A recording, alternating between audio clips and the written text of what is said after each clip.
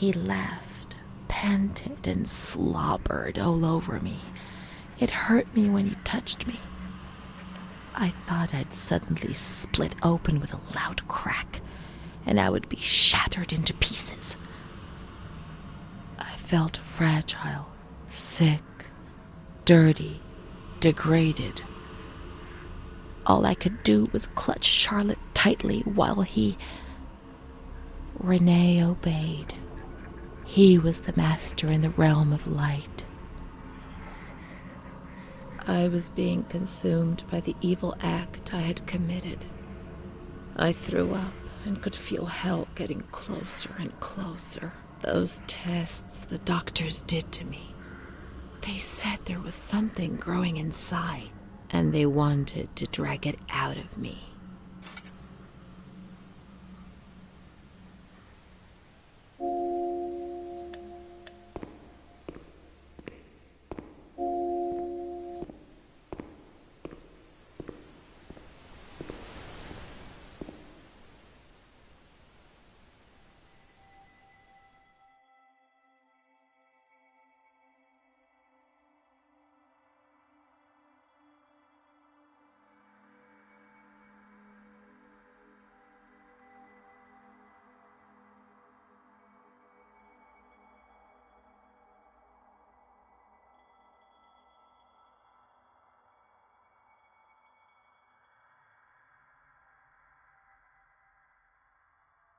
My memory of those years is hazy.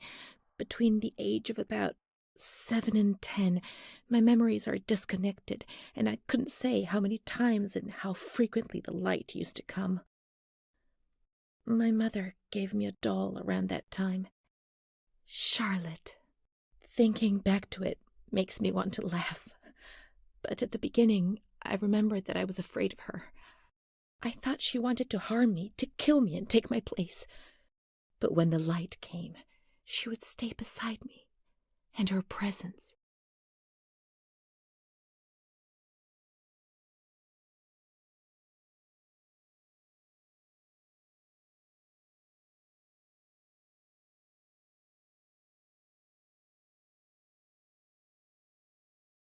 Did not disturb me. I was able to talk to her, and so she became my best friend. At least until I was in grade 2, when everything changed. She didn't laugh at me, and if I had to say something to my mother, I asked her to say it. When things inside me turned bad, she was the only one I could turn to. Now all of this makes me blush, but Charlotte was a real friend to me. I knew that she was just a doll. I wasn't stupid, but at the same time, she was real, too. I don't know how to explain it. It's difficult. My mother would cuddle her and tell her things. I guess she was trying to communicate with me, but back then I was too afraid to understand it.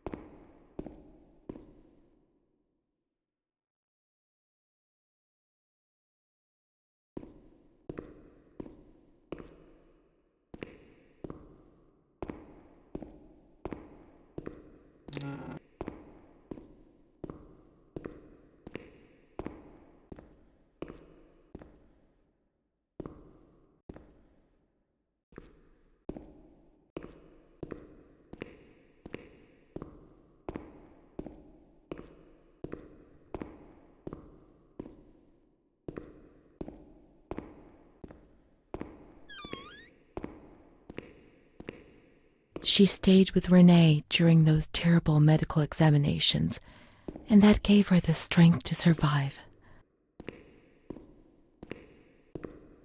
They went to the gynecology ward on the upper floor.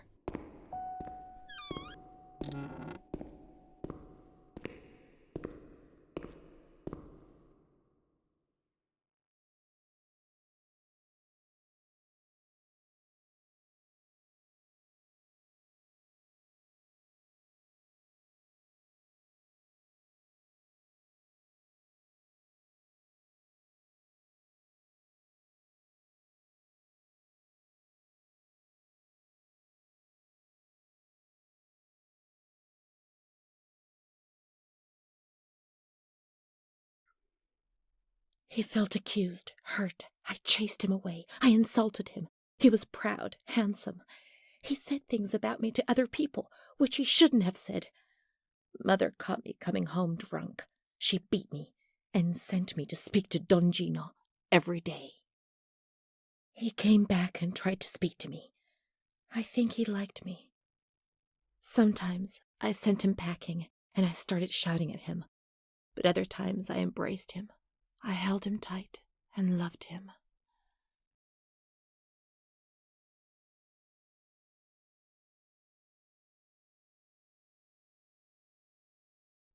But he couldn't bind himself to me. I was 16 and ill. I had no future. I didn't get out of bed for weeks. Then I did things I was ashamed of. I slept with men. The guilt tore at my soul, and the light came back to torture me. I invented stories to justify my actions. I couldn't bear my own weight.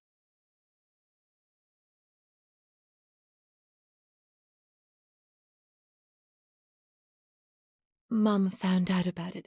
Her voice split my head.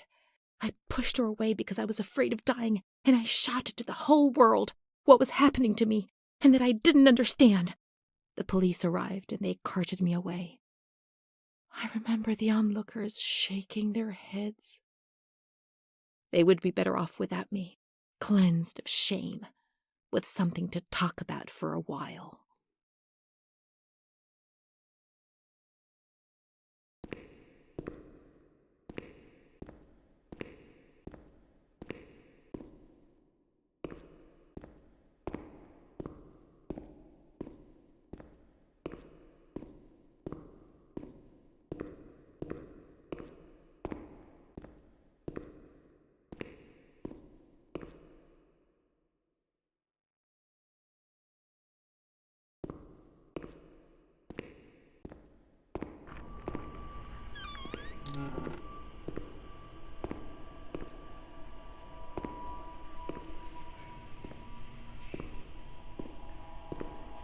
August 21st, 1938.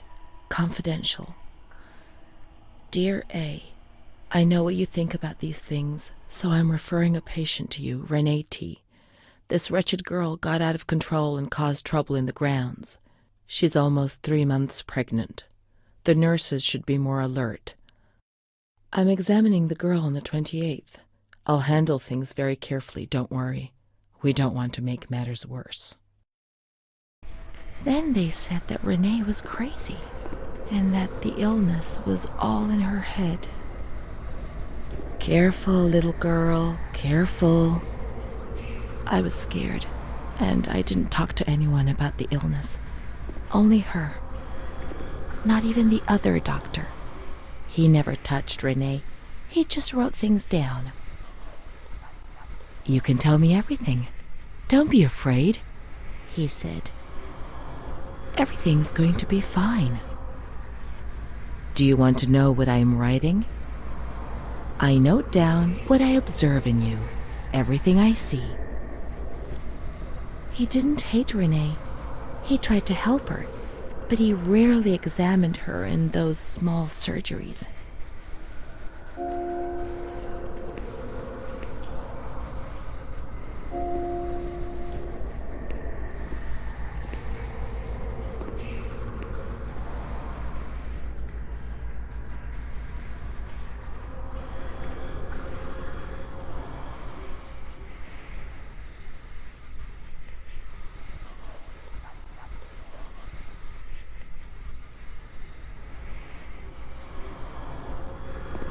The doctor who wrote things down was in Surgery C.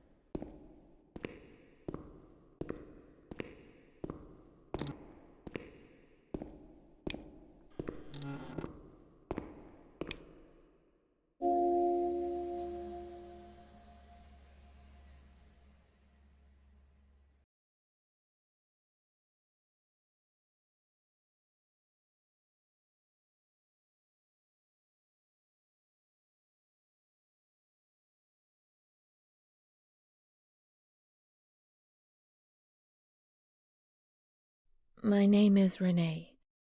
They told me that I have to write this diary, but I don't feel like it.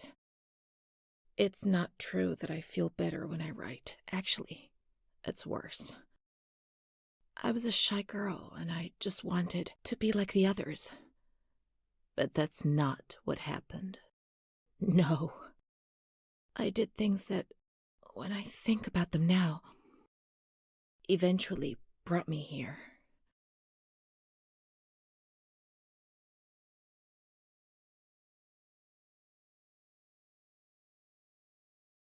Everything started with that damned light. It happened for the first time when I was still a little girl. I was 6 or 7. I was walking outside school when suddenly the noise started to melt into an indistinct rumble. The light increased out of all proportion and everything lost its meaning. I could no longer recognize anything. Objects, people, words, not even myself.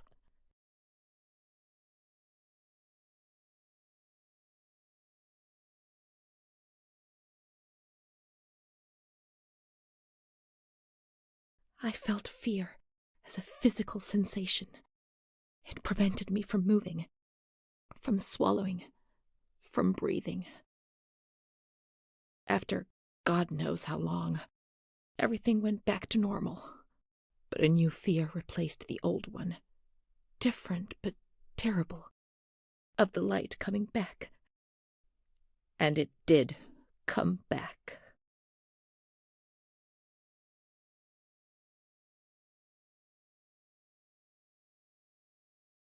My memory of those years is hazy.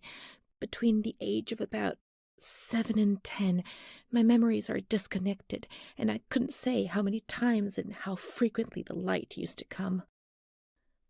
My mother gave me a doll around that time. Charlotte. Thinking back to it,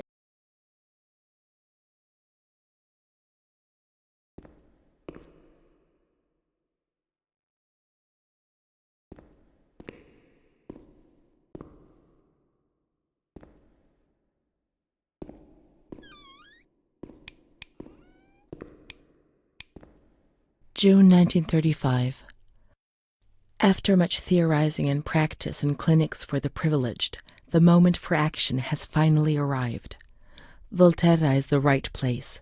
It's an avant-garde hospital, the perfect place for a doctor who really wants to make a difference. November 20th. Crossing the threshold of the asylum was similar to entering another dimension. A world of smells, noises, and images which it is almost impossible to imagine, describe, or explain. August 1936. The situation is similar to that in many other institutions. The department is overcrowded. Hundreds of patients are supervised by a handful of nurses who are forced to tie the more distressed ones to their beds or to radiators. They do 24-hour shifts. It's impossible to work like this. We doctors rarely see the female patients, and it's the nurses who tell us what's happening to the women.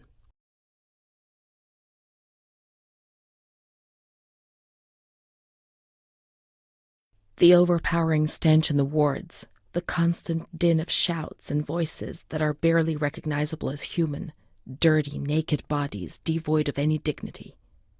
The lunatic asylum gets under your skin and wears you down. I often consider resigning. I feel useless, impotent, a sort of merciful jailer, a mercy that helps no one and only helps to ease my conscience.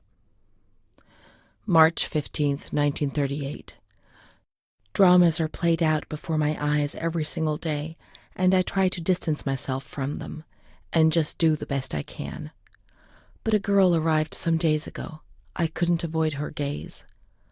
All she asked in her dignified silence was not to be ripped away from her world. And me. I'm old enough to be her father, the father she never had, who didn't want her, who rejected her without even knowing her. I, too, refused what she asked me. I couldn't do anything but add my signature and consign her to hell, a danger to herself and to others, and a cause of public scandal. This was what was written on the accompanying note from the police headquarters. It was difficult not to agree with it. How much more violence must this poor girl be subjected to? Her gaze is so intense, so far removed from the carefree nature which should be the joyous hallmark of her age. I cried myself to sleep in my solitude. I kept thinking about those sad and frightened eyes staring at me.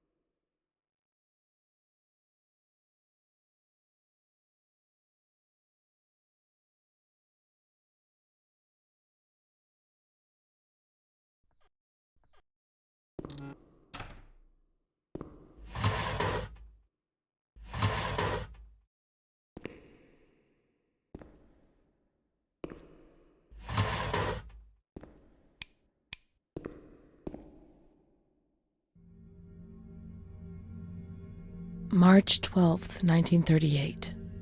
Renee T., 16 years old. Menstruation at age 12. Housewife. Father unknown. Mother a seamstress. Admitted in observation yesterday morning from Pontedera, accompanied by a police officer authorized by the examining magistrate of the Court of Pisa to be admitted for a psychiatric evaluation, which I have carried out. Medical certificate. Mental illness preceded by warning signs. Has suffered from depression for a year, believing she had tuberculosis. Food deprivation. We can't read this document. It is forbidden. We mustn't. If they find out, there will be trouble.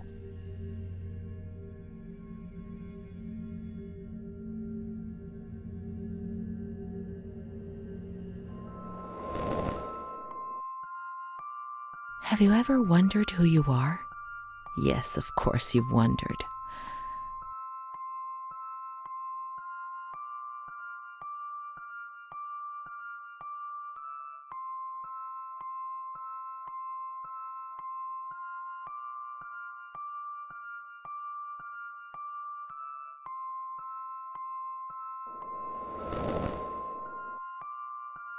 Since I got lost in the light, I don't even know who I am anymore. Let's read it and try to understand. She is frightened, hears noises and ghosts. presents serious signs of anxiety psychosis, suffers from hallucinations. She is anxious, confused, her expression is distressed, a questioning look as if terrified, disoriented. She feels confused, hears voices shouting in her head. She doesn't understand things properly. She has been feeling unwell for 2 or 3 months. When questioned, she replies, "My mother wants to hurt me. I am always scared of her. She chases me." "Why are you here?"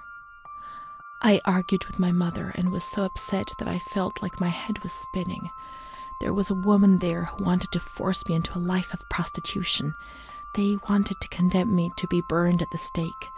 Children whispered, called my name." March 16th.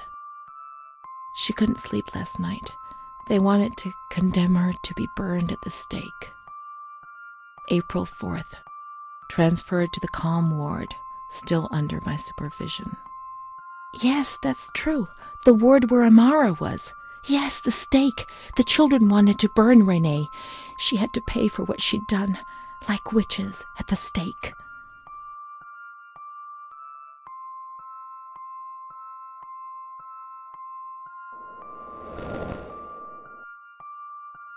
So many things frightened me. The system that I lived in was built on fear and light. There was no mercy or understanding in the town of light.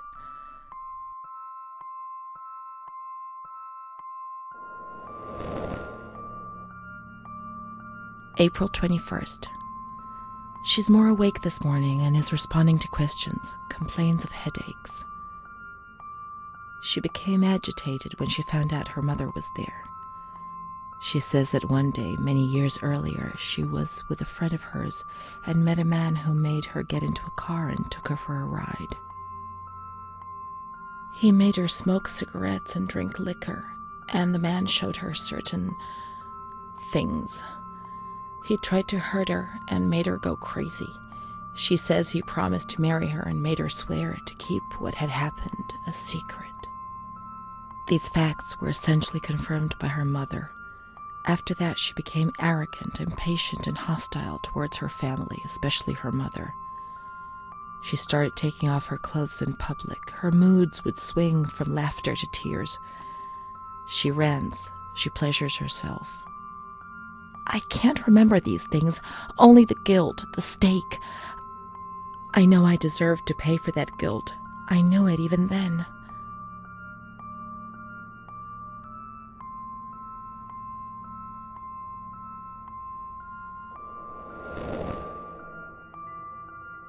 She was uncooperative during the examination. She didn't want to be stripped and her body remained rigid. Voluntary attention almost totally absent. Probable hallucinations. April 25th. Confused ideas, unable to maintain a spontaneous conversation. Reflexes all normal. Reactive pupils. "Let's find Amara, and we'll find the full medical records."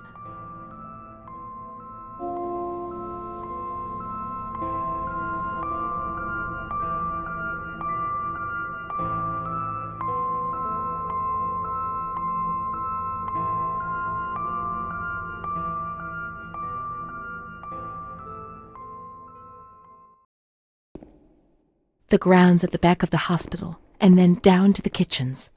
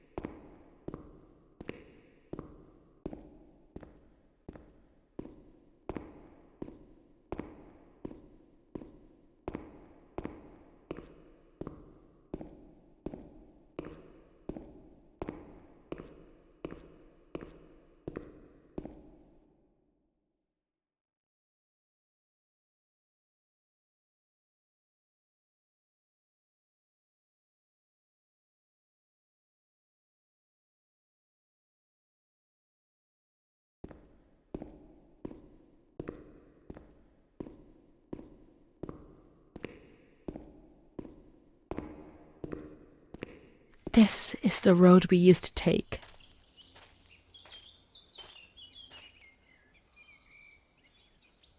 If it weren't for her, in the grounds on that bench in spring, so many days. It was an escape, watching nature around us as she talked and smiled. And then there were the kitchens. Sometimes we stole food and ran back to the bench to eat it in secret, and we laughed.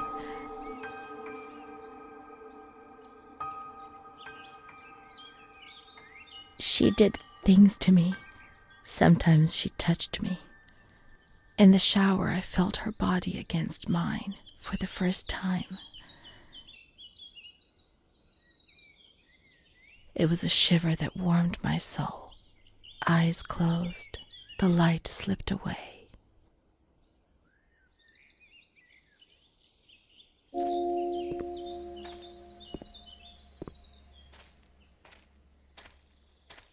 She wasn't in the system. He wouldn't let her in. That's it.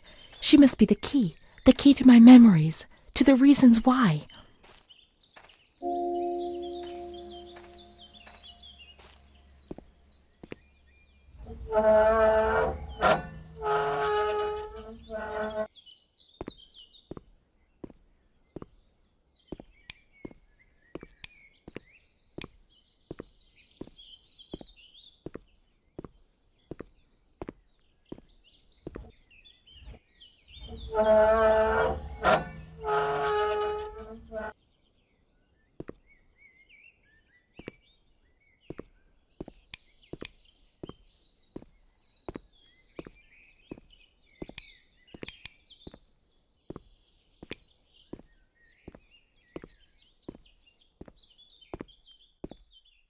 The scent of spring.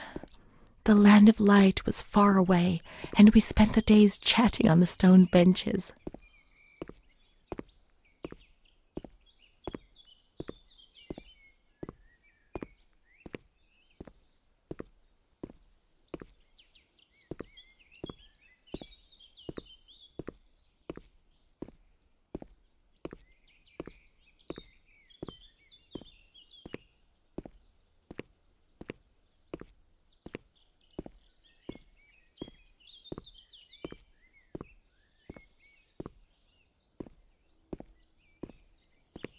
Let's look for Amara in the kitchens in the basement of the building, behind the greenhouse.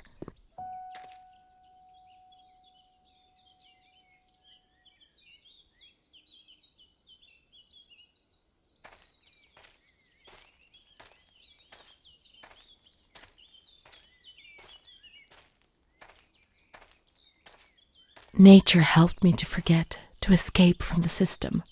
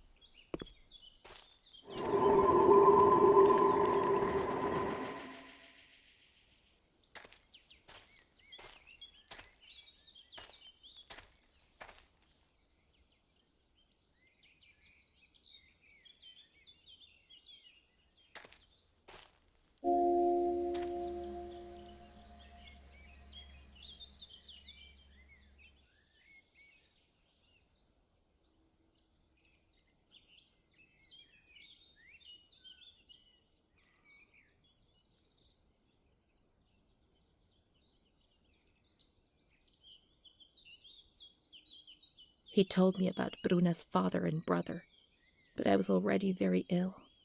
The light had returned, and that thing made me suffer even more.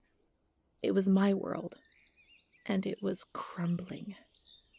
When I spoke to Bruna about it, she turned her head away and was silent for a long time.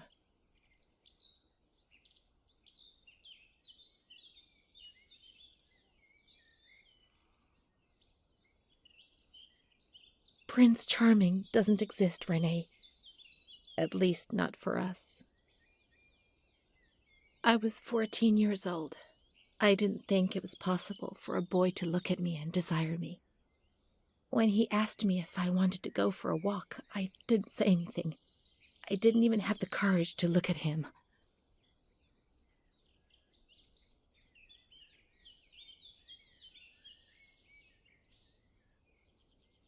Things improved for a number of years, then suddenly everything came crashing down. One evening I came home drunk, and the following morning a terrible crisis overcame me all of a sudden. What had I done? I was terrified. I thought I'd lost my sight. The light burned my eyes from inside. The memories of the previous day emerged in bursts, images, flashes, which unleashed something monstrous inside me. Repetition of words was no longer sufficient. Now there was a voice in my head which repeated them louder than I did, and they were words of accusation and blame. So I covered my ears and shouted and hit my head against the wall and threw up.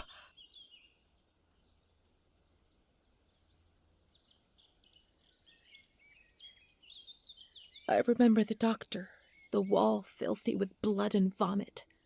My mother wasn't looking at me. Bruna was crying but trying to hide it. Charlotte was beside me. I never told anyone what had happened. He came to visit me, but I refused to see him. I became agitated. I think he liked me, even though things turned out badly.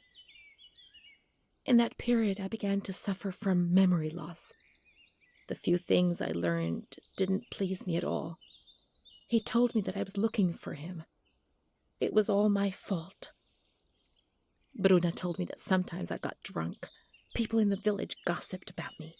Sometimes I was covered in black and blue marks. I didn't realize what was happening to me, what I was doing. I was no longer in control of my life. From my little corner.